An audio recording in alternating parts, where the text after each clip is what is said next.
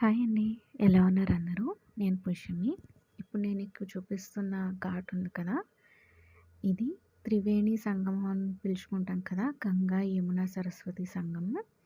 ఇది నేను యమునా నది వైపు నుంచి చూపిస్తున్నాను. దీన్ని యమునా ఘాట్ అనొచ్చు, అరేల్ ఘాట్ అంటారు. నదికి అవతల వైపు గంగా నది ఘాట్ ఉంటుంది.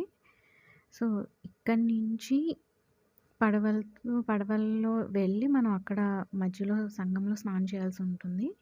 నేను ఇప్పుడు జూమ్ చేసి చూపిస్తున్నాను. చూడండి. అదే సంగం. ఇక్కడి నుంచి పడవల మీద అక్కడికి వెళ్తారు. ఈ 2025 ప్రయాగ్‌లో మహాకుంభమేళా జరుగుతుందండి. 13 జనవరి పుష్యమాసం పౌర్ణమి తిథిలో ప్రారంభమవుతుంది. ఫిబ్రవరి 26 మహాశివరాత్రి రోజు ముగుస్తుంది. సో, మన గోదావరికి ఎలా అయితే 12 ఏళ్ళకి ఒకసారి పుష్కరాలు చేస్తారో, ఇక్కడ ఈ సంవత్సరం మహాకుంభమేళా జరగబోతుందండి. కొన్ని కోట్ల మంది వచ్చి ఈ నదిలో స్నానం చేస్తారు. సో, మీకు చూపిస్తున్న ఈ పడవలన్నీ ఉన్నాయి కదా! ఇవన్నీ కూడా మనల్ని ఇక్కడి నుంచి ఆ సంగం మధ్యలోకి తీసుకొని వెళ్తారు.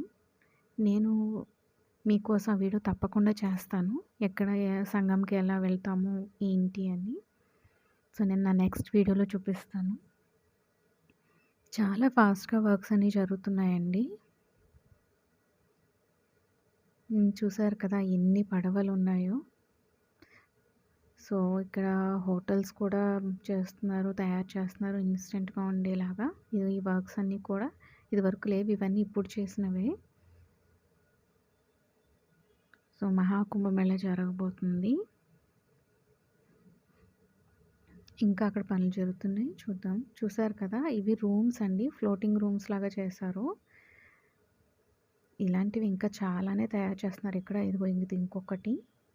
ఇలా వర్క్స్ జరుగుతూనే ఉన్నాయి. సంవత్సరం జనవరిలో మాఘమాసం మొదలవుతుంది నార్త్ ఇండియాలో. సో, ఇక్కడ మాఘ్ అంటారు.